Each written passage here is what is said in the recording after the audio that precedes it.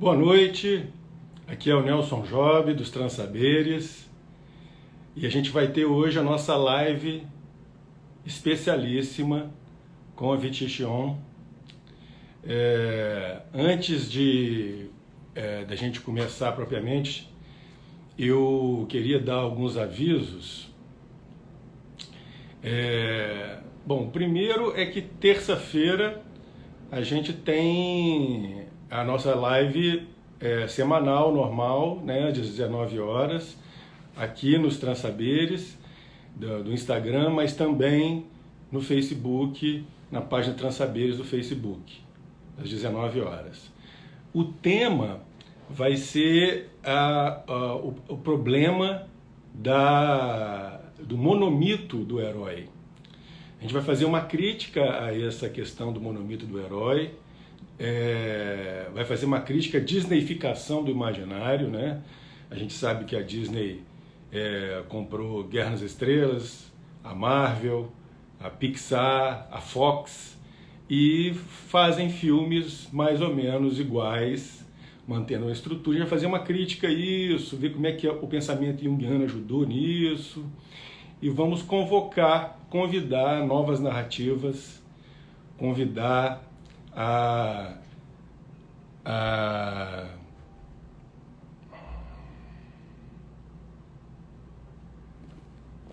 deixa eu ver aqui.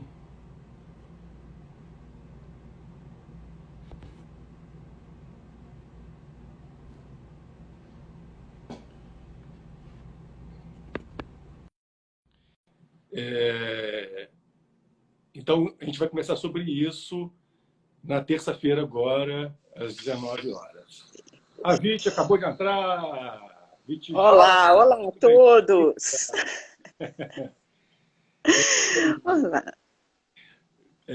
A Viti, ela faz satsangs já há alguns anos sobre a questão, sobre o Advaita Vedanta, sobre o apontar direto. A gente está com a missão impossível hoje, então, de falar do indescritível, de pensar o impensável, de colocar o sentido no silêncio.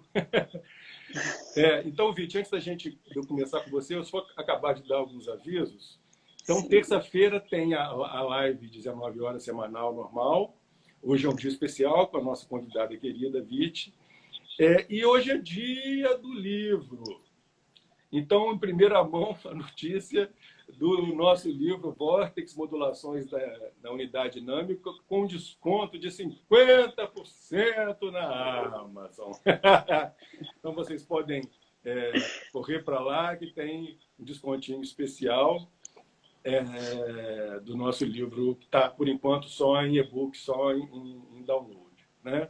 E a gente também vai começar a divulgar, na virada do mês, o nosso curso online sobre o livro Vórtex. Tá. Viti, eu sei que tem uma galera aí querendo saber da questão do Vórtex, etc. Já já a gente fala disso, mas eu queria, então, que primeiro você se apresentasse e que você comentasse um pouquinho sobre... a gente está numa época de quarentena, a gente está numa época com uma reverberação do medo muito grande, de incerteza. E aí eu queria saber como que a gente pode fazer, que esse pensamento do apontar direto pode ajudar, como é que ele pode contribuir, como é que você vê esse nosso momento hoje. Diga lá, Viti, bem-vinda. Perfeito. Primeiro, uma alegria muito grande em estarmos juntos, como você disse, falando do indizível, né? É muito bacana e traz uma felicidade muito grande que esse espaço dos transaberes, que é exatamente um espaço para além das cristalizações em ideias e conceitos que aprisionam e que limitam a própria vida, a própria experiência de ser.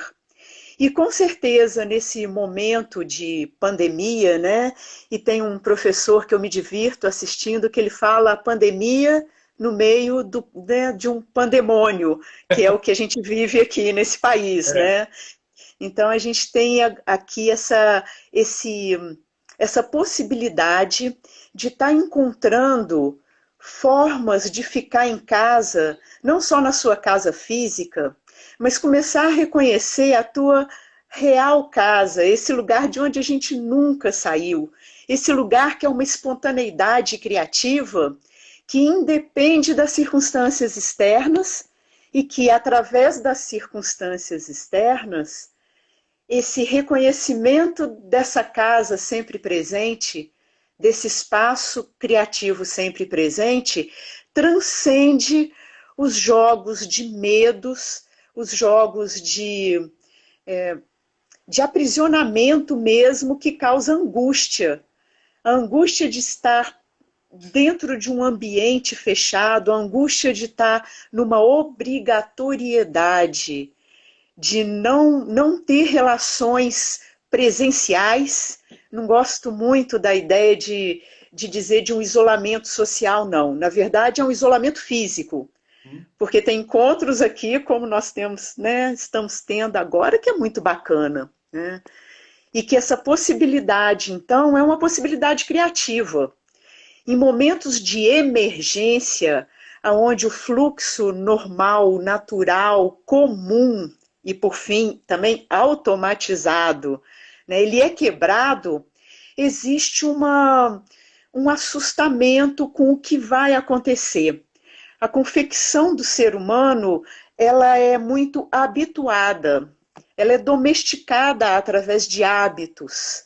E existe uma acomodação nesses hábitos, ainda que essa acomodação seja sempre aquele espaço onde o comum está acontecendo e ainda que haja uma insatisfação por ser o comum e o conhecido, a gente tem uma tendência a permanecer nele, com ideias de segurança, com ideias de ser um espaço fácil de transitar porque é conhecido, porém, quando circunstâncias externas nos colocam nesse que é o inevitável do novo, que vem não só como esse novo em estar dentro de um espaço onde o espaço público não é mais um espaço saudável, mas só o seu espaço dentro do seu espaço privado físico, reconhecer que há uma introspecção possível, que essas energias que eram colocadas para fora o tempo todo, cumprindo papéis sociais, agora, se ela foi introjetada em busca de um olhar para dentro desse si mesmo, você começa a encontrar, então, essa possibilidade de criatividade dentro do que seria uma restrição. A restrição física não é uma restrição da natureza real e criativa. E isso é um ponto que eu gostaria de estar aprofundando contigo, que é a natureza criativa da existência. O deslocar da ideia de aprisionamentos e de liberdade voltado para o mundo circunstancial e numa introspecção reconhecer o espaço criativo que é a própria vida em todas as suas circunstâncias. Porque para isso há que se ter uma sensibilização, uma familiarização e uma sensibilização para isso que está além das manifestações físicas, para isso que é puro saber, que reconhece e está vivo e espontâneo em cada manifestação, em cada circunstância, esse espaço de clareza, né, o chamado mente lúcida, mente de Buda, presente em cada circunstância, de onde emana a sabedoria, emana a sensibilidade de reconhecer nuances filigranas de criatividade no que aparentemente é o mesmo, o repetitivo. É isso que é o mergulho na introspecção, no reconhecer nossa verdadeira casa de criatividade, de saber, de consciência luminosa, que não busca mais um abrigo nas circunstâncias físicas, nas circunstâncias mutáveis das experiências do mundo físico, do mundo dos pensamentos, nem do mundo das emoções, mas encontra esse verdadeiro abrigo nessa luminosidade espontânea e criativa. Então essa seria uma primeira introdução. Vou estar dando uma olhada aqui no que o pessoal está postando. Vocês podem fazer perguntas que a gente vai responder à medida do possível. O que não for possível responder ao vivo, a gente responde depois escrevendo, tá? Mas podem fazer perguntas. Viti, tem uma coisa que eu acho importante a gente trazer, que é... Porque esse papo nosso atrai muita gente do campo esotérico, de várias espiritualidades. E tem uma coisa que você marca muito, que eu acho muito importante, que é a crítica do buscador, que não é mais o lugar, o momento de ficar buscando. Você já é o que você está buscando. E isso vai fazer toda uma transvaloração dessa ideia de que você tem um grande percurso, tem muitas etapas, tem uma hierarquia para você subir e ultrapassar, tem um longo processo, tem a prioristicamente um grande Enem cósmico para você passar. E você critica muito isso. Que você poderia falar aí sobre essa questão do buscador? Tem uma brincadeira, um joguinho, porque o lúdico, o jogo, ele é muito interessante para que haja esse reconhecimento desse espaço criativo sempre presente, essa luminosidade sempre presente, o ser sempre presente, que está aí numa sutileza aparecendo ou transpassando tudo que é. E esse joguinho, essa brincadeira para você ser você mesmo, para você encontrar você mesmo, para você ir em direção a você mesmo, fique de pé e dê um passo em direção a você mesmo. Para onde você vai dar esse passo? O buscador está sempre se movimentando numa ideia de que essa casa, esse si mesmo, que na verdade é o abrigo de paz, de criatividade, de energia e ao mesmo tempo de silêncio, uma energia que é viva e ao mesmo tempo silenciosa, porque sem nenhuma qualidade, mas potencial de todas as qualidades, não vai ser encontrado em nenhum outro lugar que você possa dar um passo em direção a. O buscador, ele cria uma ideia, porque o buscador ainda está funcionando através de uma mente de objetos. Quando eu dou um passo, seja à direita, à esquerda, à frente, atrás, à diagonal, para cima e para baixo, eu me desloco no espaço. Eu me desloco como um objeto se deslocando no espaço. Só que a gente está aqui para além do espaço. A gente está aqui para isso que dá origem ao próprio espaço, para a fonte pura, que eu vou chamar aqui, como Ramana chamava, do coração, esse centro luminoso, vivo e espontâneo, de onde emana espaço, tempo, de onde emanam todos os objetos. E esse é um convite para então começar a se trabalhar com uma outra mente, com a mente aberta para além dos objetos, para uma mente que, vendo os objetos, vê que vê os objetos. No Zen disse assim, dê um passo atrás. é uma mente que já não funciona mais numa busca em direção a nada, mas descansando em si mesma, reconhece a luminosidade existencial do agora, vive e espontânea. E a gente está aqui então para descansar. Descansar de todos esses movimentos em direção a e descobrir que tudo que era desejo, que te movimentava em direção a alguma coisa, agora encontra a sua solução num descansar em si mesmo. Você falou do Ramana. Eu tenho um xodó dessa turma toda aí, que é o Nisargadatta, que o Alex me apresentou primeiro, depois você desenvolveu muito alguns ensinamentos dele. O Nisargadatta é um cara que eu cito muito no meu livro novo, no Vortex, e o Eu Sou Aquilo é um livro inesgotável, né?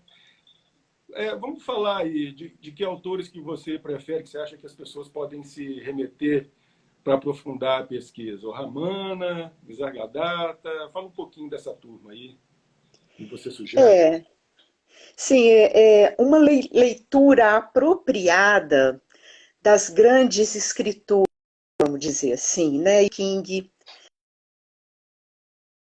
Eu estou falando aqui dos sutras de Buda, eu estou falando aqui das escrituras Vedanta.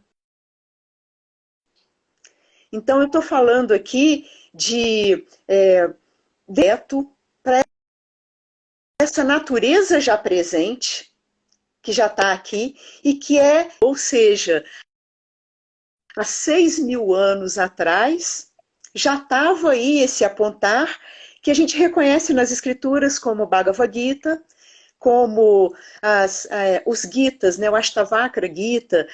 Quando você for pesquisando Gitas, que são os cantos da linhagem do Advaita Vedanta, Advaita é não dualidade, né, você vai encontrando diálogos cheios de histórias e de metáforas, como num espaço lúdico que trabalha com espaços mentais não só discursivos, mas espaços mentais imagéticos que trazem, por exemplo, a metáfora da abelha que em todas as flores e qualquer que seja a flor, vai diretamente no néctar. Qualquer que seja a circunstância, reconhecer o ser e a luminosidade que dá a força criativa da manifestação. Eis que em todas essas escrituras você encontra o mesmo apontamento. Quando você vai no Tao Te Ching e está lá nas primeiras, né, nos primeiros versos, o verdadeiro Tao não pode ser dito. O Tao que é nomeado não é o verdadeiro Tao. A única questão é que para decifrar esses apontamentos, essa conversa ao vivo tem um poder muito grande. E aí, então, tem esses novos professores, que aí eu vou citar o Poder do Agora, do Eckhart Tolle, né? Eu vou citar todos os vídeos do YouTube de Rupert Spira, Gangaji, Muji, Adyashanti, né? São vídeos que estão aí apontando ou decifrando numa linguagem contemporânea isso que as escrituras sempre disseram, e está aí em qualquer escritura, né? Se você for na essência dos apontamentos de Cristo, do Evangelho, está a mesma coisa aí, né? Construa sua casa sobre a rocha, não sobre a areia. Claro que aí tem uma, né? Se com o olhar correto, com olhos de ver, como ele mesmo disse, que eu brinco barbudão de 2.000 anos, como ele mesmo disse, com olhos de ver, ele está apontando para a impermanência de todas as coisas sensíveis e para essa luminosidade sempre presente em todas as coisas, em todas as circunstâncias. Quer seja no mundo de vigília, no seu rio de experiências, desde a hora que você acorda até a hora que você vai dormir, um rio de fluxo de experiências, com todas as suas interpretações sobre essas experiências e com todo o jogo de sofrimento que tem a ver com as suas interpretações cristalizadas sobre os acontecimentos, até a hora que você adormece e nesse estado de sono profundo, um silenciar de experiências, um silenciar de um eu experienciador, que reaparece no estado de sonho como uma outra forma de um eu de sonho, que quando você entra no estado de vigília, você fala, poxa, era só um sonho. E quando você desperta, então, no seu estado de vigília, e reconhece a impermanência, a areia, né, que se muda com os ventos, nesse seu estado de vigília, há essa despertude de que esse estado de vigília tem um caráter onírico tanto quanto o estado de sonho, impermanente, passageiro, do tipo assim, há 2 minutos atrás, quando a gente começou a conversar, cadê esse momento, se não nas memórias que são tecidas com os mesmos fios que são tecidos o sonho quando a gente adormece? Com esses fios da mente. Ao reconhecer nessa investigação o impermanente e seguindo, né, pegando aí de volta a linha do apontar crístico de construa sua casa sobre a rocha e não sobre a areia, não se permitir nenhuma rotulação, nenhuma densificação como sua real identidade, vendo a impalpabilidade das densificações, os rios mutantes de todas as densificações, te joga naturalmente para um centro luminoso que não é um encontro, não é uma coisa, os encontros são feitos de coisas, uma abertura vívida do que já é, uma espontaneidade de saber, de luminosidade do que já é. Eu acho isso fascinante. É fascinante. Vite, você falou algum momento atrás sobre a questão de olhar para o interior. Tem uma coisa aí interessante também, que tem um mergulho no interior que chega num certo momento que a dualidade interior e exterior ela também se rompe, né? Não seria isso? A percepção de que esse olhar para o interior, ele começa reconhecendo, em primeiro lugar, a gente tem uma ideia de interior como o mundo dos pensamentos e dos sentimentos. Só que quando a gente começa a ter esse estado que eu vou chamar aqui de meditativo e contemplativo, da mesma forma que eu vejo o mundo externo com seus objetos, se eu me silencio num estado meditativo e vejo as mentes, os pensamentos, as ondulações dos pensamentos, o discorrer do pensamento, seja em palavras, seja em imagens, como algo que também está sendo percebido, eu começo a perceber que isso tudo então são objetos. Da mesma forma que aqui fora os objetos concretos, eles aparecem para um ver, quando eu começo a olhar o funcionamento mental enquanto pensamentos e imagens, eu também percebo que esses objetos mentais também estão sendo percebidos e também são objetos.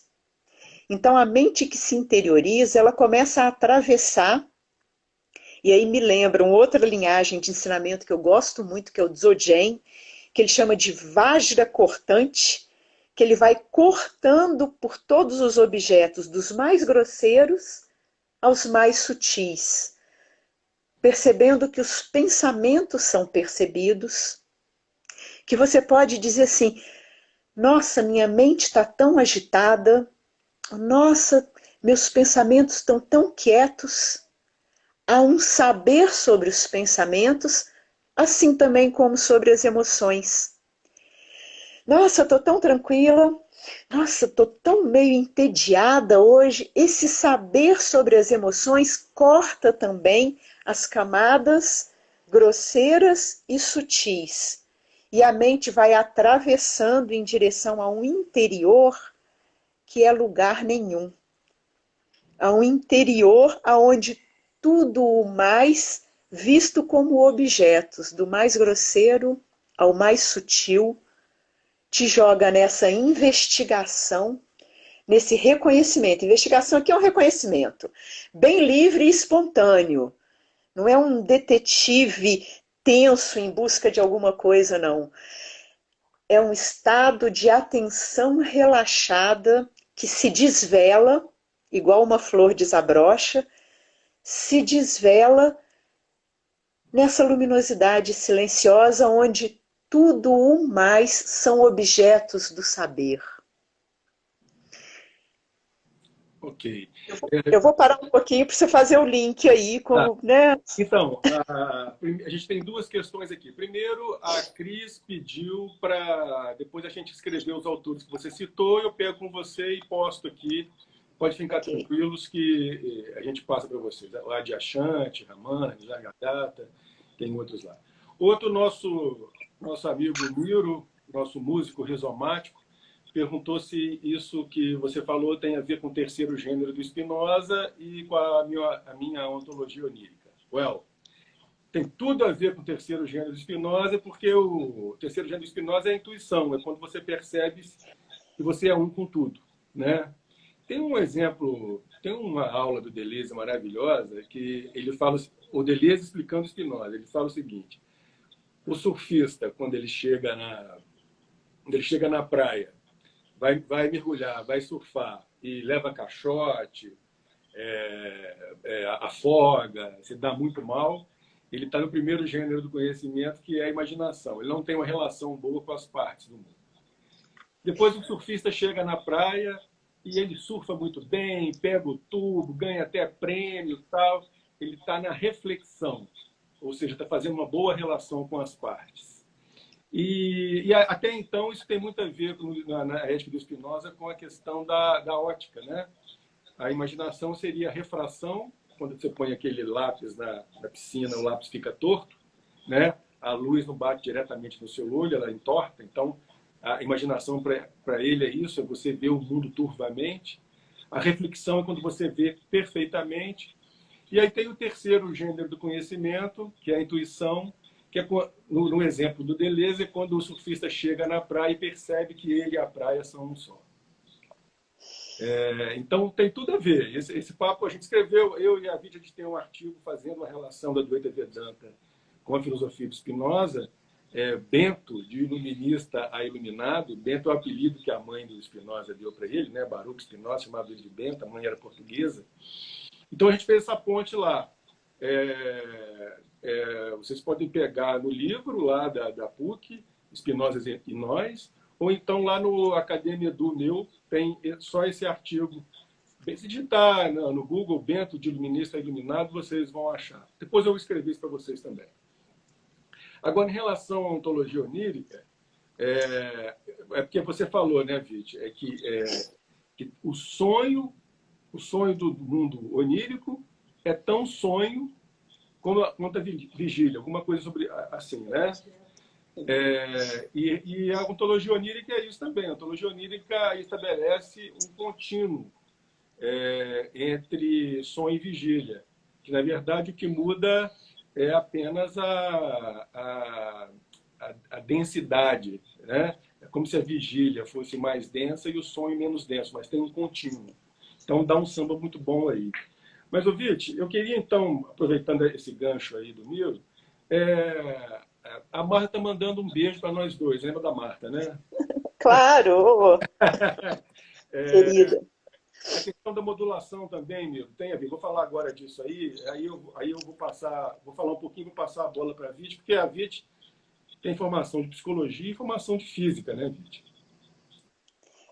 uma vida passada. Ainda que é esse corpo mesmo, é uma vida passada. Pois é. Mas tem no HD aqui alguns registros, né? Eu assim, na escritura do livro novo, eu fui muito tomado por uma interpretação da... E aí tem muito a ver com o vórtex, né? Uma interpretação da mecânica quântica muito desconhecida, desconhecida entre os físicos, inclusive. Quem apresentou foi o Salim, um físico do CBPF, que é muito ligado nessas coisas, que estuda taoísmo, que estuda Deleuze, etc. E essa interpretação do Milo Wolff, que é a interpretação de ondas, ele vai dizer o seguinte, que tudo no universo são ondas, tudo. Não existe partícula. O que a gente chama de partícula tradicionalmente são ondas que estão na mesma vibração, se encontram, aí elas se encontram. A vibração diminui, ela se densifica pela interferência, né? Então diminui a vibração, intensifica, mas continua sendo onda, mas uma onda estacionária. E uma onda estacionária, nosso sistema cognitivo entende como partícula, mas na verdade são ondas também. E o resto do universo são ondas livres que estão por aí. Aí, essa visão da mecânica quântica, ela serve de teoria da unificação, que combina com a relatividade, etc., a teoria da gravitação, etc., e ela vai convidar ao mundo sem objetos, que é um mundo sem partículas, é um mundo de pura vibração. E aí eu vou associar esse terceiro gênero, essa consciência com C maiúscula. Você usou outro termo hoje. Bom, não importa. Eu associo com esse esquemão como se fosse uma instância de vibração máxima. Porque quanto mais vibração, menos densidade. Uma vibração máxima não teria já mais tempo, espaço. É pura vibração, já sem registro nenhum. Aí eu queria depois saber o que você acha dessa interpretação, como é que ela bate aí. Mas a questão do vórtex justamente é um conceito para dar conta dessa ausência de objetos. O vórtex é uma espécie de emaranhado dessas vibrações, mas um emaranhado contínuo. Então, o vórtex ele é formado por vórtex. O vórtex é uma auto-organização de linhas de vibração. E formado por vórtex tem uma fractalidade, tem uma monadologia, aí, né? Tem uma autossimilaridade.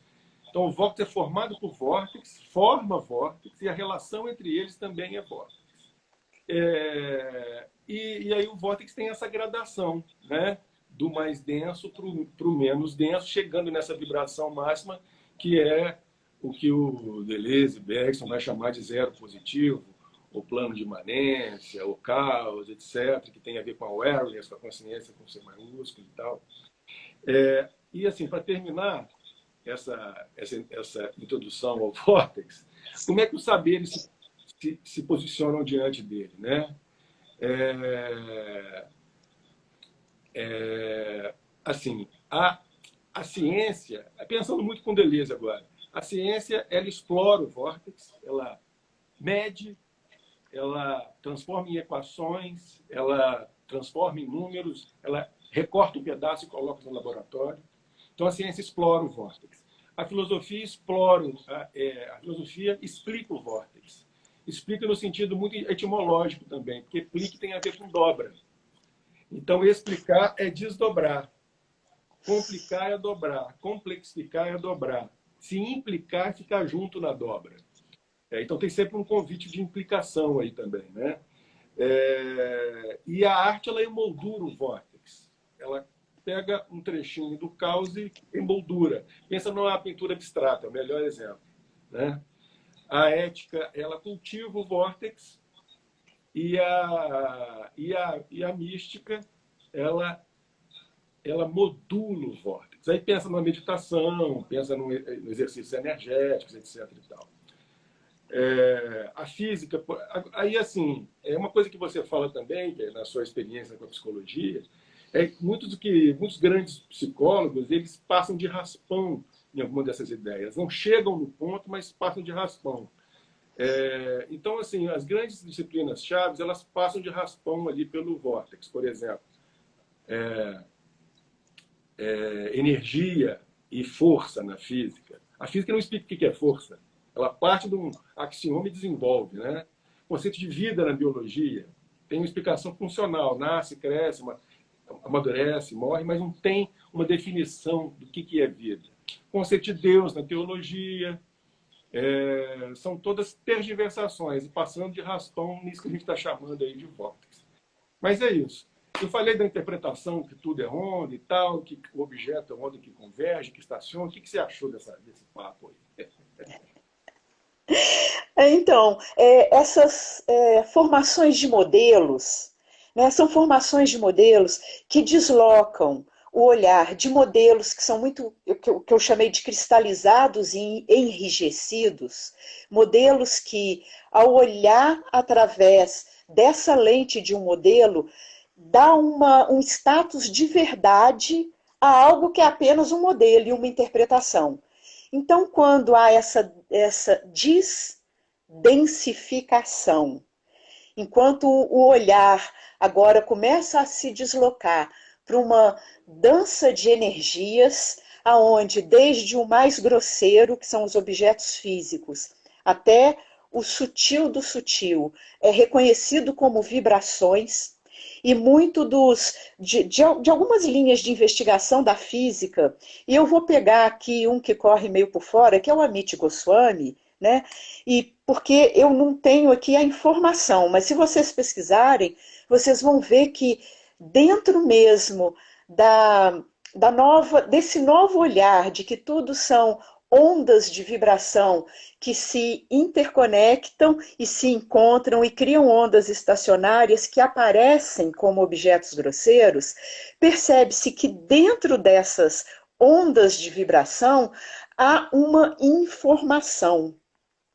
Então, dentro da física, já que a gente está nesse papo aí, né, sempre me intrigou muito uma experiência, que é a experiência dos spins dos elétrons. Uhum. Elétron, eles rodam em volta deles mesmos, e essa roda em volta deles mesmos é o spin. É igual a Terra roda em volta dela mesma, e aí vem o dia e a noite, os elétrons funcionam assim também. E num par de elétrons, então tem dois elétrons que rodam sobre o mesmo eixo, paralelo, um para um lado, outro para o outro. Você pode afastar esses elétrons à distância que for, e eles continuam rodando como um par de elétrons sobre esse mesmo spin. E se, nessa experiência, você muda o eixo de um, o outro imediatamente muda também? Que tipo de informação imediata, que campo é esse que há uma informação imediata? E aí começa-se então a reconhecer esse mundo de manifestação. Eu vou dizer então aqui, Nelson, um passo mais sutil ainda do que as vibrações energéticas é a informação. Uhum. E quando você fala de modulação, a modulação é uma informação. Uhum. E que tipo de modulação eu vou estar atuando, eu vou estar agindo em cima de um tipo de informação, isso vai formatar o meu mundo. Se eu começo, então, agora a penetrar no reconhecimento que o mundo manifesta a informação, que há um campo de conhecer, que conhece todas as informações, ou que conhece a informação, eu estou dando um passo além da informação para não cair num jogo de ficar preso ao corpo de desejos, que deseja, isso é informação e poder, a Marisa dando o pitaco dela aqui, né? Onde a informação agora, ela está a serviço de desejos, que são desejos vinculados a um eu pessoal, que são desejos criados e construídos em cima de uma ideia de separação, aonde esse campo de informação, se ele não é reconhecido como um campo de saber, ele pode se tornar uma ferramenta sutil de poder, de manipulação e poder. Uhum. E reafirmar não só o desejo, como a frustração do desejo, né? Que vem muito de encontro a esses caminhos aí de mentalize e você consegue manifestar aquilo que você mentaliza, né? E como você não manifesta, gera de novo uma frustração. E, portanto, essa investigação, ela tem um caminho de via dupla, que eu acho muito lindo nesses caminhos da autoinvestigação e do despertar e da iluminação. Eu começo a partir de um desejo pessoal, um desejo de uma vida plena, um desejo de felicidade, cheio de ideias pessoais do que seria a minha felicidade, a minha plenitude, a minha integração. E ao investigar que essas informações elas são moduladas por uma lente cultural, por uma lente construída em cima de condicionamentos, por uma lente de identificação com esse corpo e essa mente, essa personalidade. E quando eu vejo que todos esses níveis de informação, corpo, pensamento, emoções, crenças, impulsos, tudo isso é um conjunto de manifestação, de jogos de energia de manifestação, reconhecidos no campo livre de puro conhecer, o próprio desejo se dissolve em campo de conhecimento. Aquilo que poderia me aprisionar como um jogo de desejo e frustração, e orgulho de realização e frustração, reafirmando um eu pessoal, ainda que sutil, um eu pessoal, ainda que cósmico, é então transcendido no campo de conhecer que reconhece a impermanência de todas as coisas. E eu queria, né, eu vi que o Ita passou por aqui, um amigo também, né, trazendo um ponto aí de como é que vão ficar então esses objetos, né, essas pessoas objetos, quando elas se recusam a interiorizar. Como todos os objetos, Ita, eles surgem e passam no tempo. Objetos são manifestação no tempo. Mesmo as energias mais sutis são objetos em manifestação no tempo, em mudança no tempo, que surgem e se diluem, e tudo vai continuar surgindo e se diluindo. O drama do sofrimento pessoal é se identificar com esse objeto no tempo e com a sua finitude, com a sua limitação. E a saída, quando a gente chama de interiorização, é essa liberdade viva onde os objetos no tempo são a dança de Shiva, a dança das aparências, que deixa de ser um problema se essa manifestação ela é desarmônica com aquilo que eu sonho como eu pessoal, que ela possa vir com... eu vou chamar aqui então de medos, eu vou chamar então de incômodos, doenças, vistas como dança manifesta, elas começam a ser, eu vou usar agora aqui uma linguagem mística religiosa, abençoadas por esse olhar e naturalmente transmutadas em eventos puros, não mais como um sofrimento pessoal, porque deixa de ir ao encontro daquilo que é o meu desejo. Então, Deu para seguir?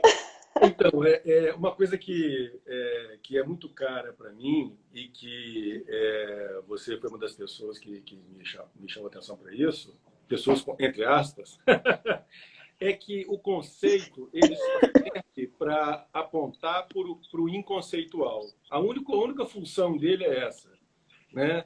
Ele fazia uma pegadinha no cognitivo.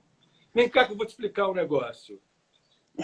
Não, mas na verdade eu vou te explicar que não dá para explicar. Convidar para abertura para esse impensável mesmo, né?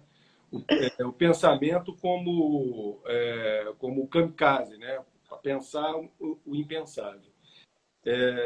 E aí, fazendo uma ponte aí com a questão da pessoa,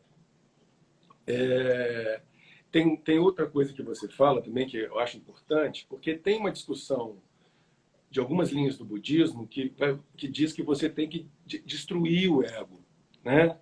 E não é bem, não é uma coisa assim tão, não é uma coisa assim tão, uma carnificina tão radical assim, né? O ego tem aquela finalidade de você chamar o nome da pessoa e a pessoa atender, ainda que a pessoa ela esteja inscrita em algo para além da pessoa, né? Para você pagar as contas no fim do mês, para você atravessar a rua, né? O que você pode desdobrar um pouquinho sobre isso aí? É uma crítica a essa visão espiritual anti-egóica. Uhum. E aí me remete, né, aos estudos da psicologia, né, que o pai da psicologia, ele tem algumas coisas muito brilhantes que elas foram meio que deixadas de lado, né?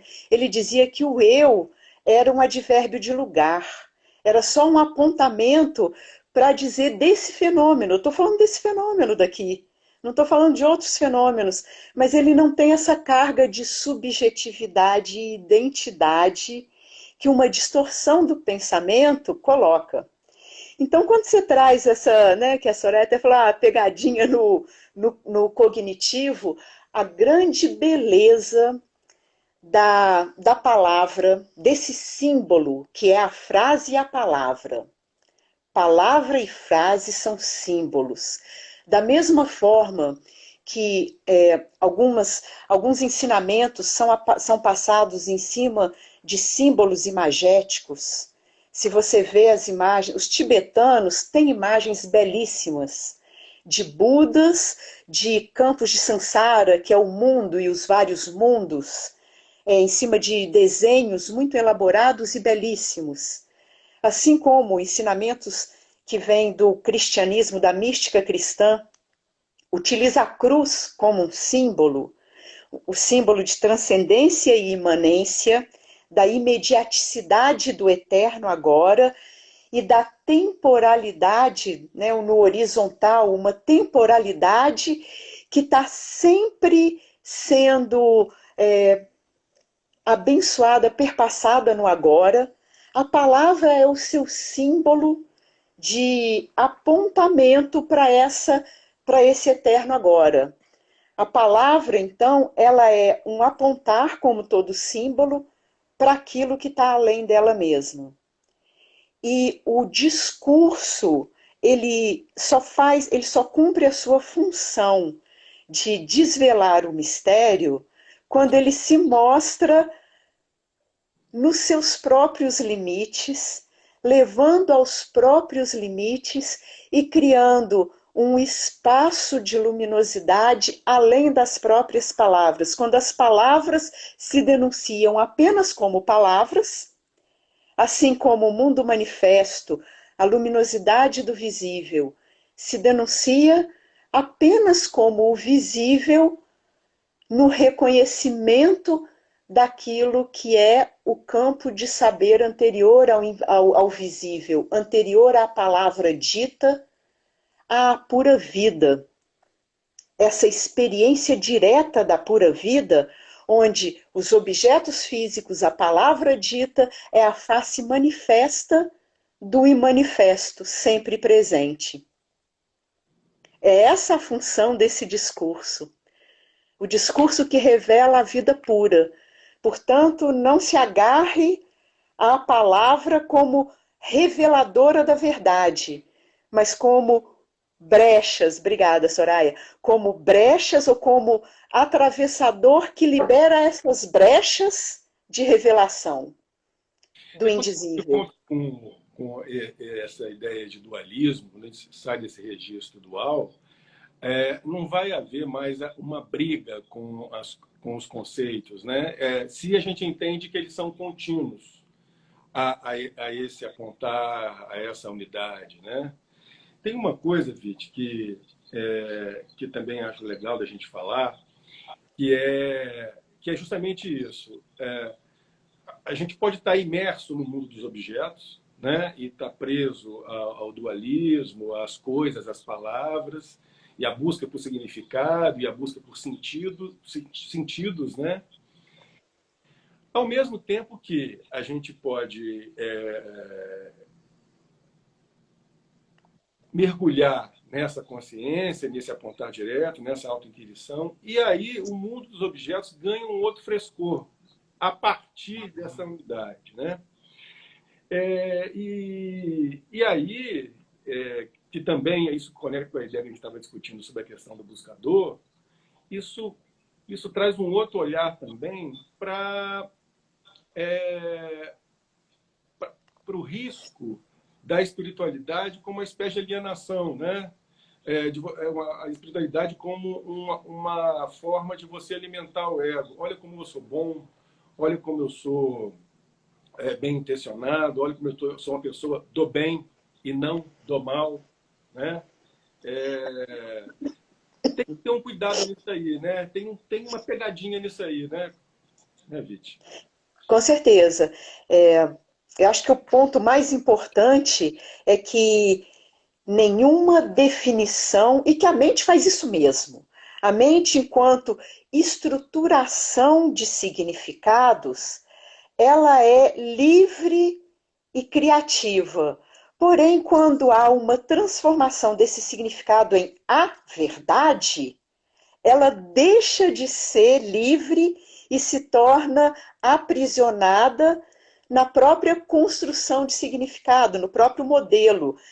O modelo sendo colocado como modelo, reconhecido como modelo, assim como o mundo manifesto, reconhecido como objetos manifestos, ele ganha um brilho luminoso, um outro lugar, a própria vida, o próprio destino, ganha um outro lugar quando reconhecido no seu espaço de historinha se desenrolando na espacialidade luminosa de um sempre presente saber. E aí o apego deixa de estar se agarrando no mundo da historinha como sendo a verdade, e o mundo da historinha encontra o lugar de lúdico, de manifestação lúdica. Essa é mais ou menos como ajustar, é mais ou menos como guardar as coisas no lugar certo. Adquirir uma certa precisão, né? E aí, isso, e por isso essas categorias, elas têm que estar sendo compreendidas como categorias que vão estar organizando o que é os sentidos e os objetos dos sentidos no mundo físico, o pensar e os objetos do pensar, que são conceitos e imagens, a atitude de pensar com seus objetos numa coemergência surgindo ao mesmo tempo, inextricavelmente ligado na teia do mundo manifesto dos sentidos e do mundo dos sentidos e dos objetos dos sentidos, os objetos do pensar e a categoria do pensar, ligado também ao sentir, como essa dança imediata, inescapável, vívida, da não dualidade,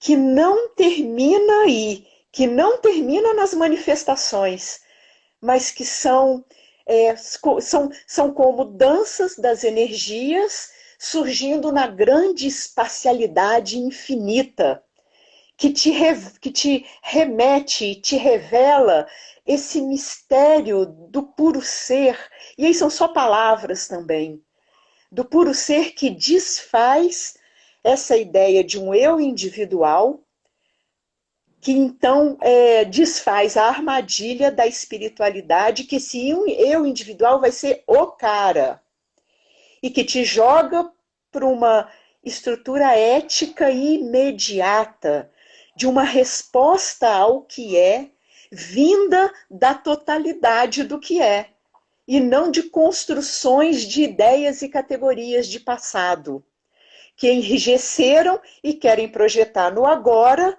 aquilo que vem de ideias cristalizadas por experiências passadas. Se torna uma ética viva. Não porque eu tenho ideias sobre o que tem que ser, mas como uma resposta, como um elemento, esse euzinho aí, como um elemento de fios da totalidade se expressando como totalidade. Então você se torna uma expressão da totalidade e não mais um eu individual. Vite, voltando para o terrível eixo cartesiano, a gente já está nos nossos momentos finais. Eu queria que você falasse onde as pessoas podem te achar, o que você está fazendo. Sim. Isso aí. Então, são todos bem-vindos para a gente continuar essas linhas de investigação. Né? Alguém colocou aqui em cima sobre gunas, né? São todas formas de ir mudando um olhar para, né, esses mundos muito cristalizados como sendo a realidade em si, percebendo a dança das energias como essa totalidade infinda e te colocando esse eu pessoal nessa dança de energia. A gente vai estar conversando sobre isso e tem aí um Instagram, Vitiche. Eu não sei muito isso não, mas é @Vitiche que a gente coloca, né? Tem um canal Arroba no YouTube também, né? Tem no YouTube e tem no Face. Isso aí. E ali vão estar todos os encontros. Online, na quarentena, não é isso? E tudo online, vai começar amanhã um retiro online, né? Amanhã à noite vai começar um retiro online. Recomendo Então, muito. Oi? Estou falando que eu recomendo muito. Obrigada. É isso mesmo. E que a gente vai estar realmente passando sexta à noite, sábado, o dia inteiro e domingo com sessões, né, de mergulho nessa investigação e de bate-bola nessa conversa que leva a um estado meditativo de reconhecimento desse brilho além das palavras, desse não saber misterioso de onde todos brotam, de onde os transsaberes surgem e se revelam como caminhos e ferramentas para isso que é o não saber fonte de todos os saberes. Maravilha, Vite. Muitíssimo obrigado. Namastê. Namastê. Para fechar, aqui só os avisos que eu dei no começo, né? Terça-feira a gente tem a minha live normal, Transsaberes, lá no Facebook. Aqui, essa semana, essa terça-feira, às 19 horas, vai ser sobre uma crítica ao mito do herói, que é justamente essa construção de narrativa egóica, né? Vai fazer uma crítica a isso, convidar novas narrativas. O livro está com descontão, 50% lá na Amazon para download. E a gente vai começar também um curso online, provavelmente às segundas-feiras à noite. A gente vai colocar aqui no Instagram e no Facebook em breve todas as notícias. Tá bom? O Instagram já está me dando aqui a contagem regressiva final. A gente vai ter que terminar. Vite, muitíssimo obrigado. Muitíssimo obrigado, foi ótimo. Vamos fazer de novo esse bate-bola. E eu vou passar para o pessoal. Você me passa esses autores aí, o Adyashanti, Muji, todos, que eu posto para o pessoal aqui. E aí, quem não conhece a Vite, siga a Vite aí nas redes sociais e façam os satsangs e os retiros com ela, que eu tenho certeza que vai ser transformador. Tá bom? Um agradecimento, né, esse namastê aí, e que, né, dizer que essa live vai ficar um dia, né? A live vai ficar 24 horas no ícone ali do Transsaberes, né, ali em cima, é só clicar. Eu vou ver se eu consigo transformar isso num vídeo do YouTube, do Facebook, mas a tecnologia ela é tão misteriosa com tudo que a gente falou aqui. Eu vou tentar. Se eu tentar, eu aviso para vocês. Tem algumas pessoas que me perguntaram, né, da Europa, que por causa do horário é meio tarde para eles, que gostariam de estar vendo esse papo, né? E como toda ferramenta, a gente nas ferramentas vai aprendendo devagarzinho, né? E adquirindo conhecimento e habilidade, né? Enquanto que o reconhecimento de si mesmo não é acumulativo, mas ele é espontâneo, momentâneo, né? Esse mistério